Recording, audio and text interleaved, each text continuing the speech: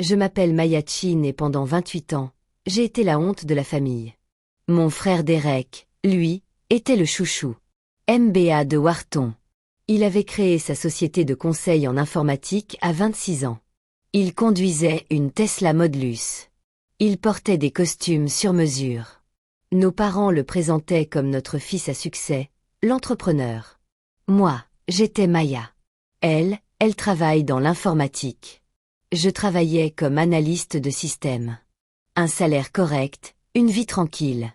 Je vivais dans un appartement modeste à Austin. Je conduisais une Honda Civic de 7 ans et je restais dans mon coin. Les réunions de famille étaient un supplice.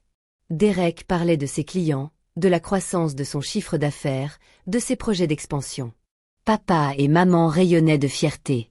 Puis ils se tournaient vers moi. « Et Maya, tu fais toujours du support technique. » Je les corrigeais systématiquement. De l'analyse de système. Je conçois des architectures de bases de données pour Nice, ma chérie. Maman m'interrompait. Derek, parle-nous de ton nouveau bureau. La société de Derek, Apex Consulting Group, comptait désormais 43 employés. Ils occupaient tout le 3e étage de l'immeuble Crawford, en plein centre-ville d'Austin. Des cloisons de verre, des bureaux debout, une machine à cappuccino qui coûtait plus cher que mon loyer mensuel. On se développe à toute vitesse, disait Derek à chaque dîner de famille. Le chiffre d'affaires a atteint 8,2 millions de dollars l'an dernier. On est en bonne voie pour les 12 millions cette année.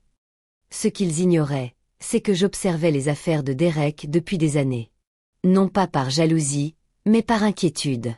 Derek était un génie de la vente, mais un désastre en gestion. Son entreprise engloutissait l'argent à une vitesse folle. Des frais généraux exorbitants, des dépenses excessives en divertissement pour les clients, des loyers à faire pleurer. Mais je ne disais rien. J'étais juste une source de déception. Qu'est-ce que j'y connaissais au monde des affaires? En 2019, j'ai pris une décision qui allait tout changer. L'immeuble Crawford a été mis en vente.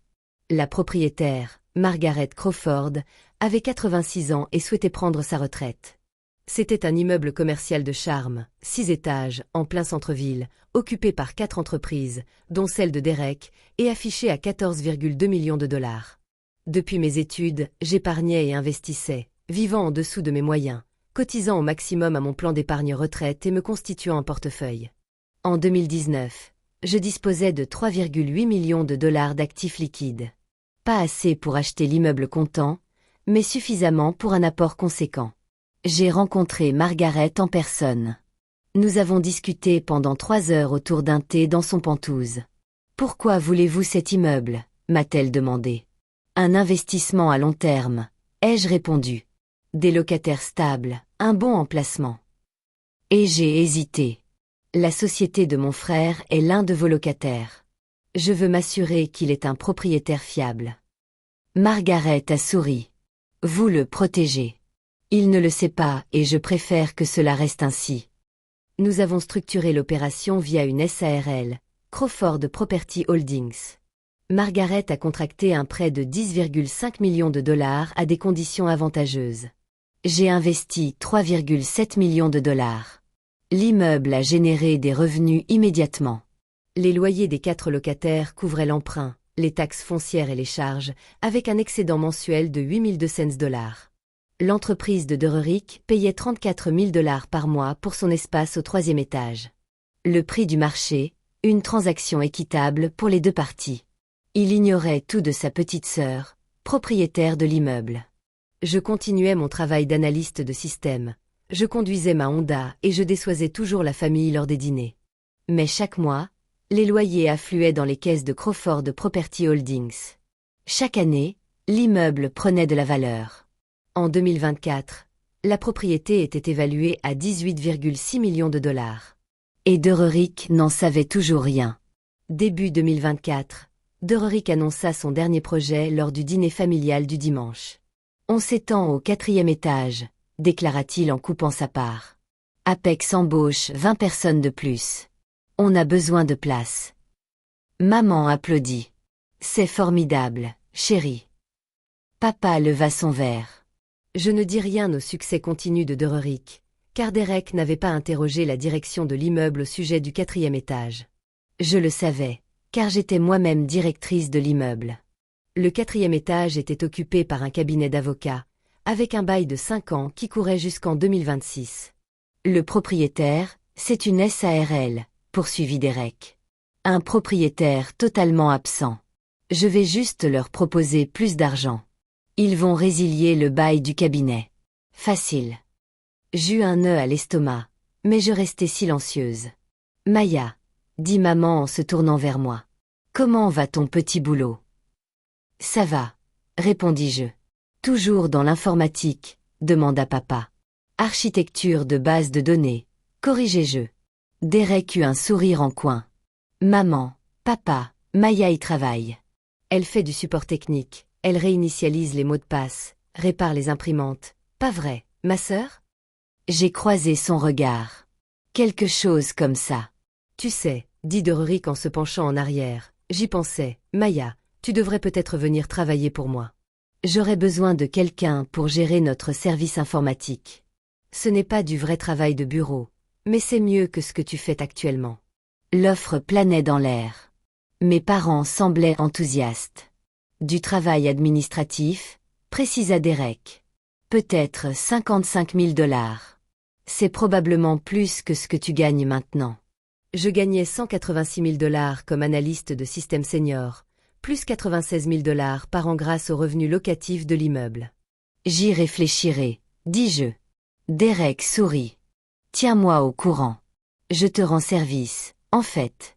Ce serait bien d'avoir la famille autour de soi, même si tu n'as pas vraiment le profil d'une cadre. 2 semaines plus tard, Dererick m'appela. Salut Maya. Une petite question. Tu travailles parfois de chez toi, n'est-ce pas? Oui. Je répondis. Parfait.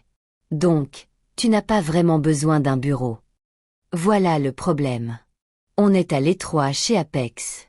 Je transforme la petite salle de conférence en espace de travail pour 2 nouvelles recrues, mais il me faut un endroit pour entreposer temporairement du matériel.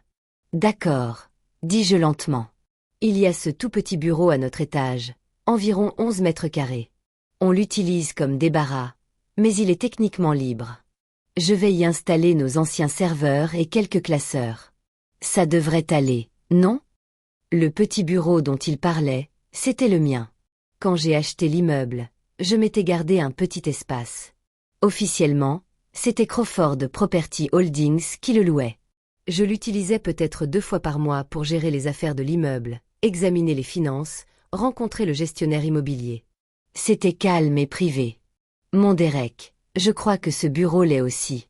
Il est juste vide, m'interrompit-il. Un vrai gâchis. Ne t'inquiète pas, j'en ai déjà parlé à la direction. Ils ont dit, pas de problème. Ils n'avaient pas parlé à la direction. Ils m'avaient envoyé un courriel que mon gestionnaire immobilier m'avait transféré avec un mot. Comment voulez-vous que je réponde? J'avais répondu, faites-lui gagner du temps. Mais Derek avait pris mon silence pour approbation. Je suis arrivé à l'immeuble Crawford un mardi matin.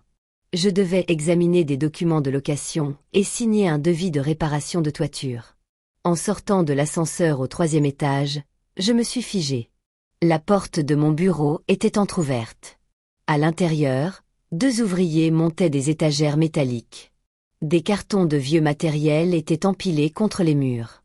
Mon bureau était relégué dans un coin, recouvert des dossiers de la société de Derek. Je suis entré.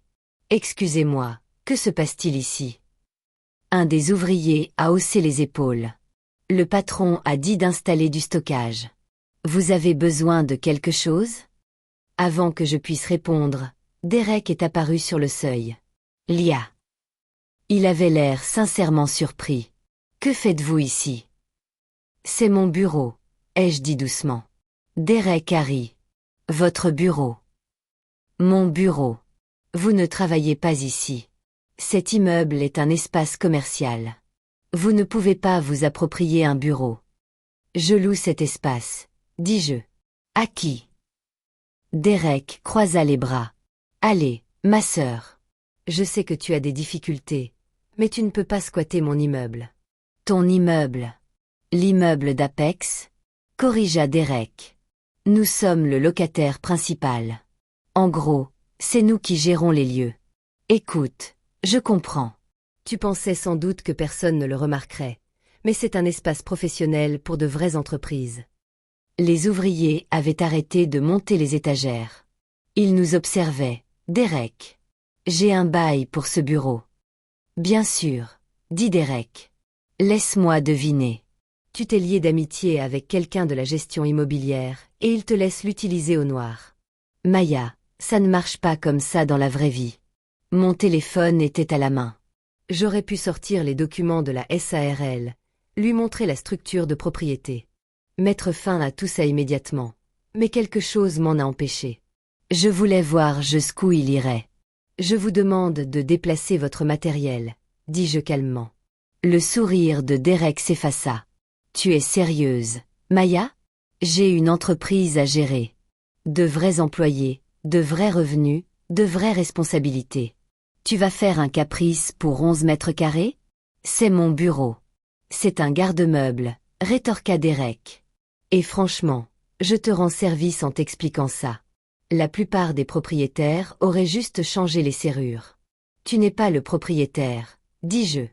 Non, mais c'est moi qui paie 34 000 $ par mois pour que cet étage fonctionne. Ça me donne un certain pouvoir, contrairement à toi, qui n'a probablement même pas les moyens de te payer un box de stockage. Les employés étaient maintenant visiblement mal à l'aise. Derek s'approcha. Voilà ce qui va se passer. Tu vas prendre tes affaires personnelles.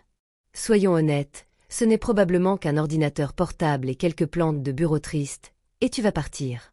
Si ça te pose problème, tu peux t'adresser à la direction de l'immeuble, mais je te garantis qu'ils prendront le parti de leur plus gros locataire. Je regardais mon bureau. Je fixais les étagères, le visage de mon frère déformé par la condescendance. Et, dis-je.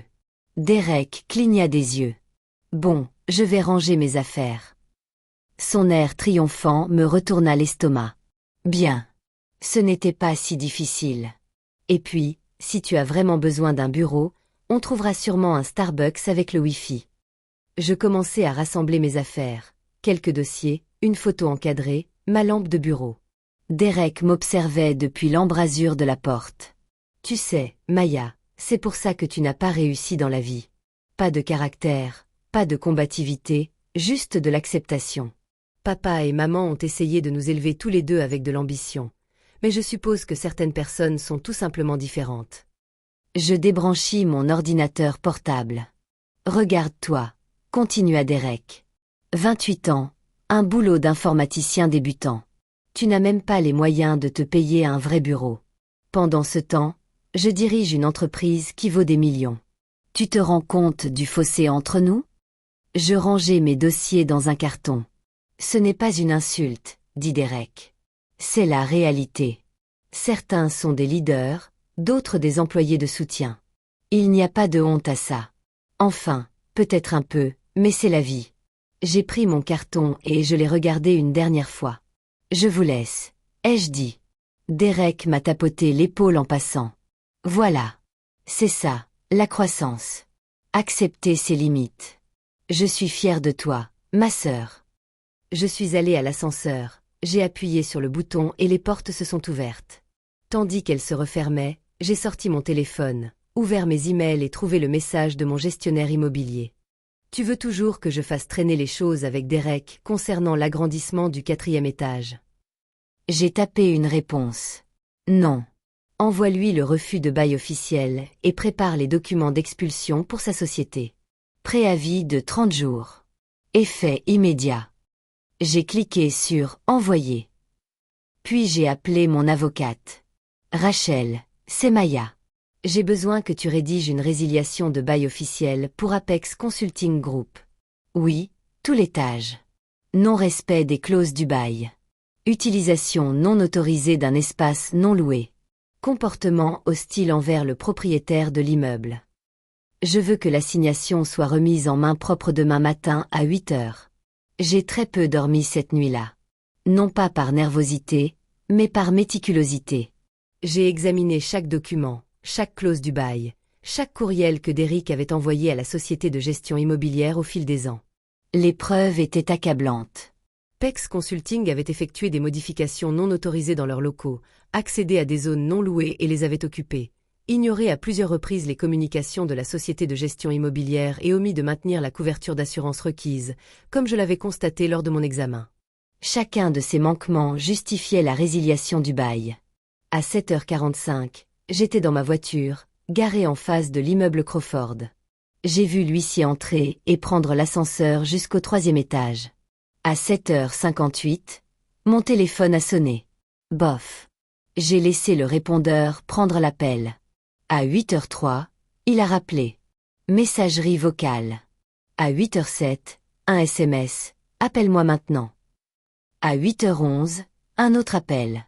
Cette fois, j'ai répondu. Mais qu'est-ce que... C'est toi, Maya?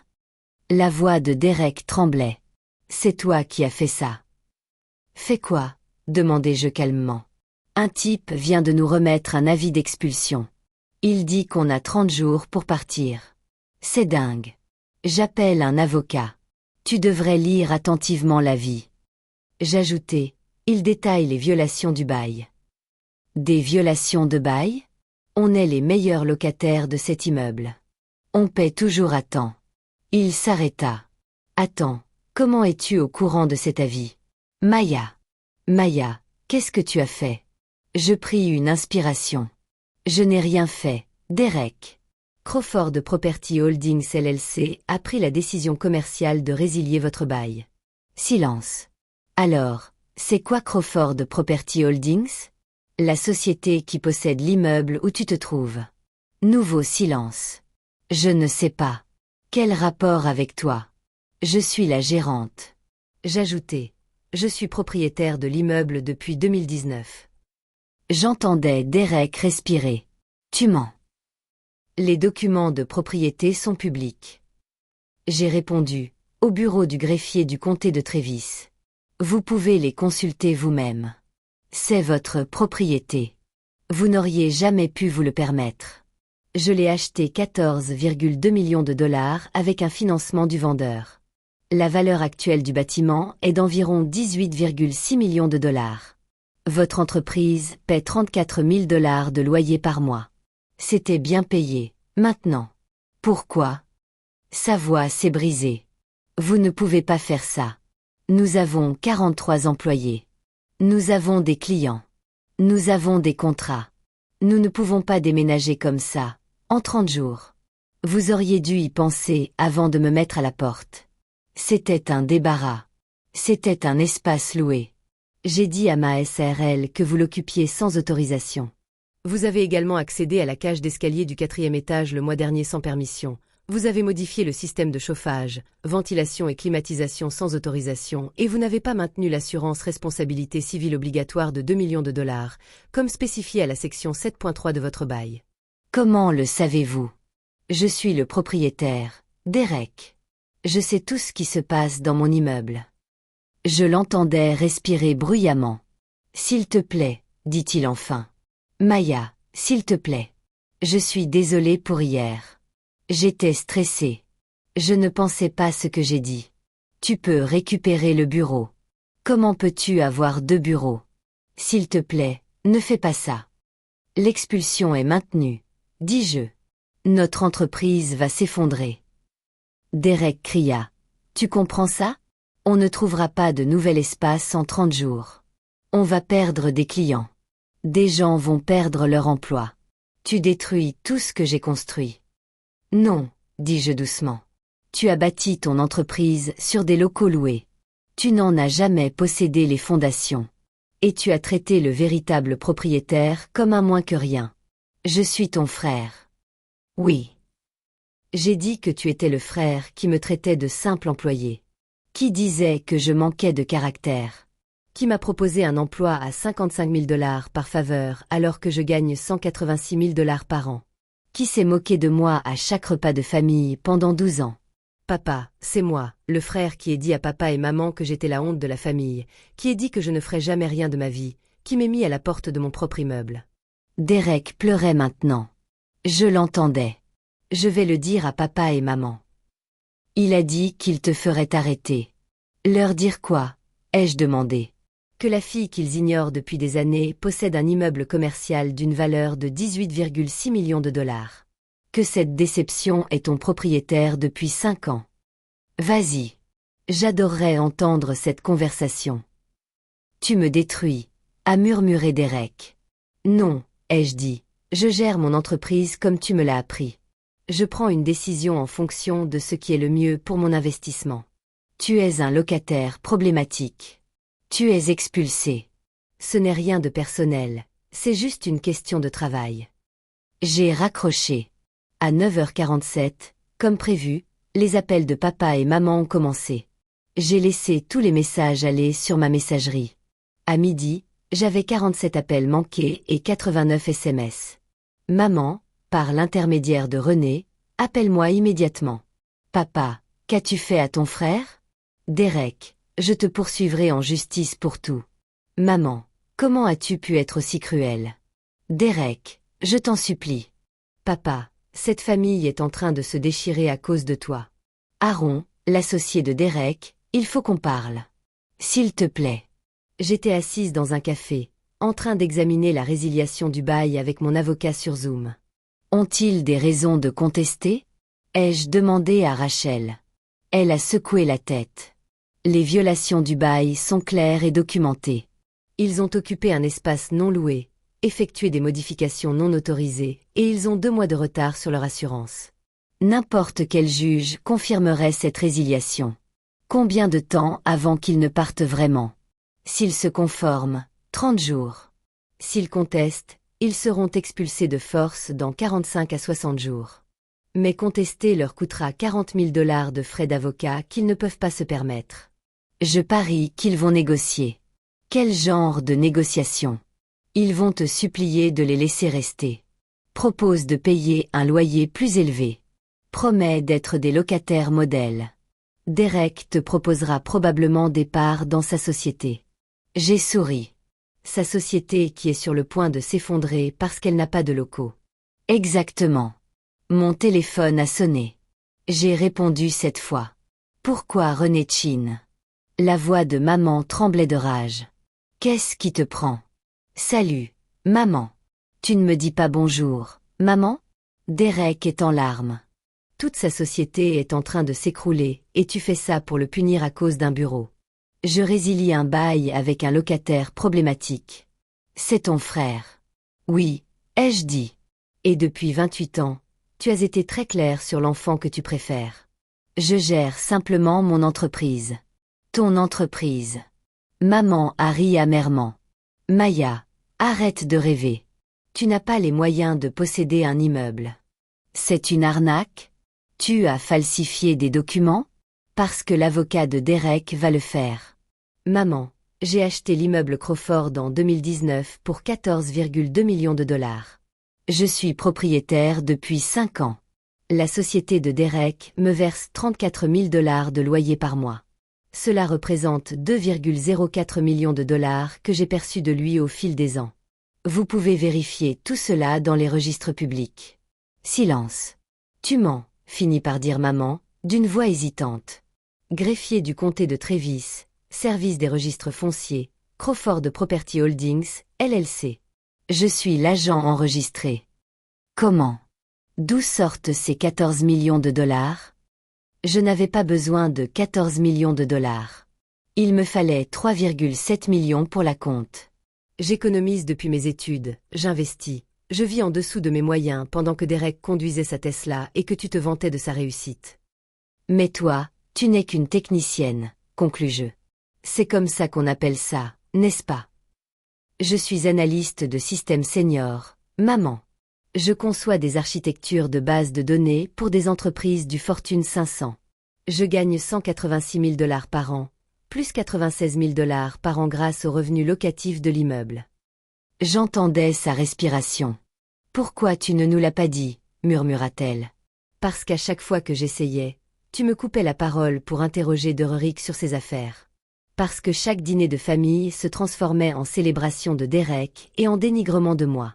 Parce que tu le présentais comme notre fils brillant et moi comme Maya. Elle travaille dans l'informatique. Parce que vous le dire aurait exigé que vous m'écoutiez, et vous ne l'avez jamais fait. Ce n'est pas juste. Derek m'a appelé assistante dimanche. Il m'a offert un poste à 55 000 $ par charité. Ton père a ri. Tu as trouvé ça généreux. Il essayait de t'aider. Je n'ai pas besoin de son aide, maman. Je n'en ai jamais eu besoin. J'avais besoin que ma famille me voie, me respecte, arrête de me traiter comme un lot de consolation. Mais tu n'as pas pu faire ça. Alors, j'ai abandonné. C'est une question de vengeance. La voix de maman s'éleva. Tu détruis la vie de ton frère parce que tu as été blessé. Non, dis-je calmement. Je fais t'appliquer une procédure de résiliation de bail parce que Derek a enfreint les termes de son contrat.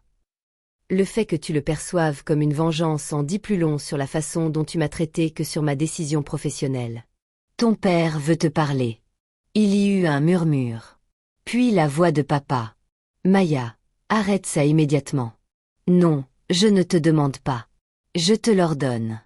Tu annuleras cette expulsion. Tu présenteras tes excuses à Derek et tu lui proposeras des conditions de location avantageuses pour réparer cet embarras. Ou quoi? Demandai-je. Ou tu ne feras plus partie de la famille. Ces mots résonnèrent en moi. Je ris. Un vrai rire. Papa, je ne fais plus partie de la famille depuis des années. Tu ne t'en es juste pas rendu compte parce que tu étais trop occupé à être fier de Derek. Nous sommes fiers de Derek. Il a construit quelque chose. Il a pris des risques. Il a construit quelque chose sur un terrain qui m'appartient, grâce au loyer que j'ai perçu d'un immeuble que j'ai acheté alors qu'il se vantait encore de ses levées de fonds ratées. L'entreprise de papa, Derek, n'est pas rentable.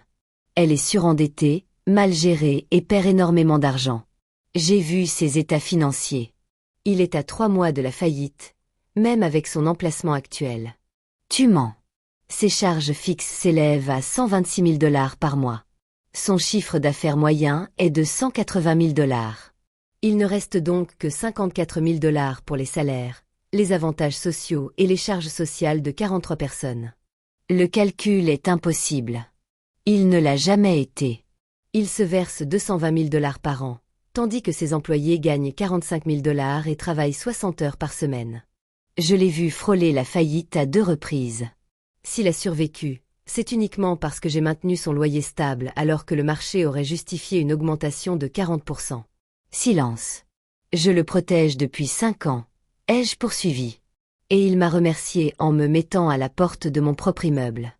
Maintenant, il va voir ce qui arrive quand sa petite sœur ne veille plus discrètement à la stabilité de son entreprise. Pourquoi? La voix de papa s'est brisée. S'il te plaît, c'est ton frère. Il a fait une erreur. Ne lui gâche pas la vie pour ça. Il a gâché sa vie en bâtissant une entreprise sur du sable et en traitant les gens comme des moins que rien. Je ne suis que le séisme qui a mis à nu ses fondations. J'ai raccroché. 3 jours plus tard, Derek s'est présenté à mon appartement. Il avait une mine affreuse. Mal rasé, chemise froissée, cerne sous les yeux. « Je peux entrer » a-t-il demandé doucement. Je me suis écartée. Il est allé dans mon salon, a observé mes meubles modestes, ma télé vieille de 7 ans, ma bibliothèque pleine de manuels techniques. Tu vis vraiment comme ça, a-t-il dit. Ce n'est pas du cinéma. Pourquoi le serait-ce? Derek s'est affalé sur mon canapé, la tête entre les mains. J'ai passé les 3 derniers jours à tout vérifier. Les titres de propriété, les actes d'achat, tout est vrai. Oui. Tu es propriétaire de mon immeuble depuis 5 ans. Oui. Et tu n'as jamais rien dit. Aurais-tu écouté? Ai-je demandé. Derek a levé les yeux vers moi. Ses yeux étaient rouges. Probablement pas. Je me suis assise sur la chaise en face de lui. Je ne peux pas déménager Apex en 30 jours, dit-il. J'ai appelé tous les gestionnaires immobiliers d'Austin. Il n'y a rien de disponible qui corresponde à nos besoins et à notre budget. Même s'il y en avait un, les perturbations seraient catastrophiques. Nous perdrions au moins 6 clients pendant la transition. Cela représente 2,8 millions de $ de chiffre d'affaires annuel. Nous serions obligés de licencier 20 personnes. Je sais, dis-je. Mon associé veut te poursuivre en justice. Notre avocat dit qu'on perdrait, mais Taron est désespéré. La moitié du personnel cherche déjà du travail. Il voit bien que la situation se dégrade. Que veux-tu, Derek? Tu as croisé mon regard. Je veux que tu nous laisses rester. Pourquoi le ferais-je? Parce que je suis ton frère. Parce que je t'en supplie. Parce que tu as dégluti difficilement. Parce que je suis désolé. Pourquoi précisément? Pour hier? Pour le bureau? Pour... Non, les jeux interrompus. Pourquoi précisément? Parce que si tu es juste désolé, j'ai maintenant du pouvoir sur toi. Ce ne sont pas des excuses. C'est de la peur. Derek m'a fixé du regard. Puis, lentement, son expression a changé. Je suis désolé de t'avoir traité comme si tu n'avais aucune importance pendant 12 ans, a-t-il dit doucement. Pour chaque fois que je t'ai rabaissé. Pour chaque dîner de famille où j'ai monopolisé la conversation et ignoré ton travail. Pour t'avoir traité de simple employé. Pour t'avoir proposé un poste dans ma société comme si je faisais de la charité. Pour t'avoir mis à la porte de ton propre immeuble sans même envisager que je... Il ne connaissait pas toute l'histoire. Les larmes coulaient maintenant sur son visage. Je suis désolé de ne jamais m'être renseigné sur ta vie, ton travail, tes rêves, de ne jamais m'être demandé comment tu allais ou ce que tu construisais, de t'avoir traité comme le raté de la famille alors que tu me surpassais sans le moindre effort. Il s'essuya les yeux. Je suis désolé de ne pas t'avoir vu, de ne pas t'avoir respecté, de t'avoir tenu pour acquis. Tu méritais mieux. Tu méritais un frère qui te célébrait au lieu de quelqu'un qui te faisait te sentir invisible. Je sentis mes propres yeux brûler. Je ne mérite pas que tu sauves mon entreprise, poursuivit Derek. Je le sais, mais je te le demande quand même, non pas parce que j'en ai le droit, mais parce que je suis désespéré, que 43 personnes comptent sur moi et que je ne sais plus vers qui me tourner. Je me levai, allai dans ma cuisine, verser 2 verres d'eau et les rapporter. Voilà ce qui va se passer, dis-je. Derek prit le verre d'une main tremblante. L'expulsion est prononcée. Son visage se décomposa. Mais je continuai. J'ai un autre bien immobilier, un immeuble de 465 mètres carrés, 5000 pieds carrés, situé au 2e étage d'un immeuble du sud d'Austin, est actuellement vacant. Le loyer mensuel est de $28 000, prix du marché. Je vous le loue pour $22 000. Derek leva les yeux. C'est une réduction de $12 000 par mois par rapport à ce que je paie actuellement. Oui, mais il y a des conditions. N'importe lesquelles.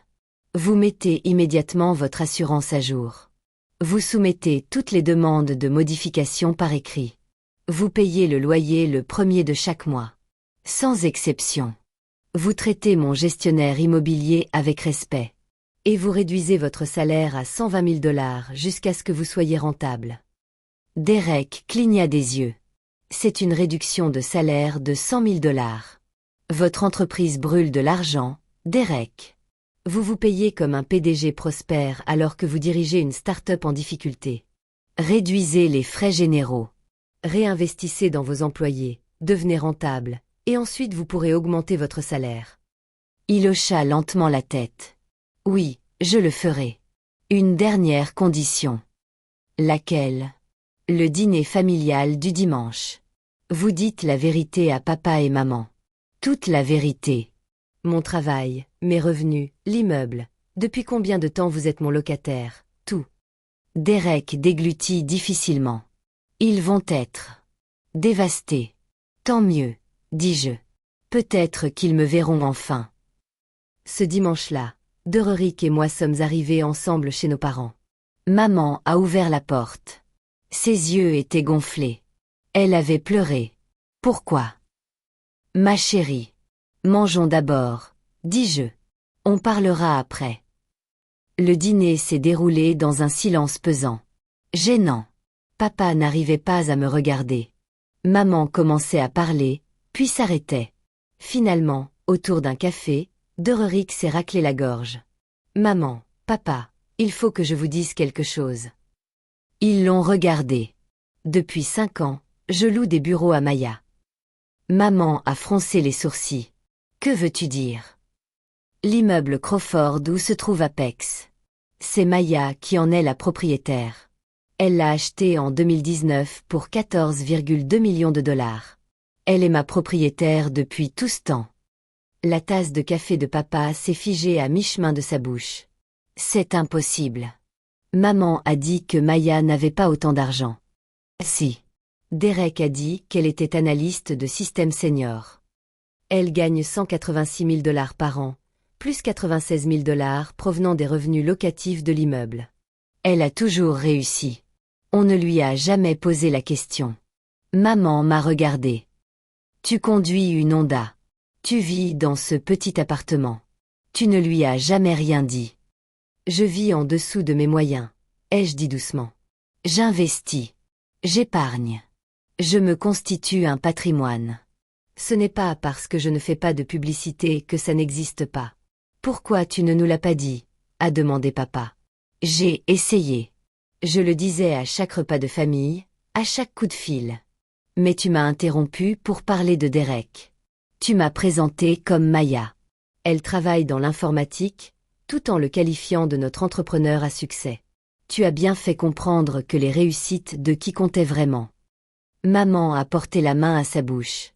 La semaine dernière, a poursuivi Derek, j'ai mis Maya à la porte de son bureau dans l'immeuble dont elle est propriétaire. J'ai appelé son équipe. Je lui ai dit qu'elle n'avait aucune colonne vertébrale. Je me suis moqué d'elle devant mes employés. Derek. La voix de papa était tendue. Elle a expulsé mon entreprise, en s'agitant, à juste titre, et je l'avais bien cherché. Derek m'a regardé, mais elle me donne une seconde chance. Un nouvel espace, un loyer moins cher, de meilleures conditions. Parce que contrairement à moi, elle accorde de l'importance à la famille, même si cette famille l'a traitée comme une moins que rien pendant 12 ans. Un silence pesant s'installa à table. Maman se leva brusquement, s'approcha de moi et me serra fort dans ses bras. « Je suis tellement désolée, » murmura-t-elle. « Je suis vraiment désolée, ma chérie. » J'ai senti les larmes me monter aux yeux. Puis, toutes ces années d'invisibilité, d'indifférence, d'être reléguée au second plan. Papa se leva à son tour. Il nous prit tous les deux dans ses bras. « Nous vous avons laissé tomber, » dit-il, la voix brisée. Nous étions si fiers du succès fulgurant de Derek que nous n'avons pas vu vos fondations. Pardonnez-nous, je vous en prie. Apex Consulting a emménagé dans ses nouveaux locaux en mai 2024. Derek a réduit son salaire, licencié 3 cadres improductifs, promu 2 jeunes employés performants à des postes de direction et atteint la rentabilité en 4 mois. Il a payé son loyer à temps, chaque mois, le premier du mois. Sans exception. Mes parents sont venus me rendre visite en juin. Ils ont passé 3 heures à me poser des questions sur mon travail, mes investissements, mes rêves. En m'écoutant vraiment, ils ont commencé à me présenter différemment. Voici notre fille Maya. Elle est analyste de système et investisseuse immobilière. Elle possède des biens commerciaux à Austin. En août, le cabinet d'avocats situé au 4e étage de l'immeuble Crawford n'a pas renouvelé son bail. L'entreprise de Derek était prête à s'agrandir. J'ai approuvé sa demande d'espace supplémentaire. Un loyer au prix du marché, des conditions professionnelles. Dimanche soir, lors du dîner, Derek s'est levé, son verre de vin à la main. Un toast, a-t-il dit. À ma sœur Maya, ma propriétaire, mon mentor, celle qui m'a montré que le vrai succès ne réside pas dans les apparences, mais dans les fondations. Je suis fier d'être votre locataire, et encore plus fier d'être votre frère. Maman et papa ont levé leur verre. J'ai souri. À la famille. J'ai dit, celle avec laquelle on est et celle qu'on construit.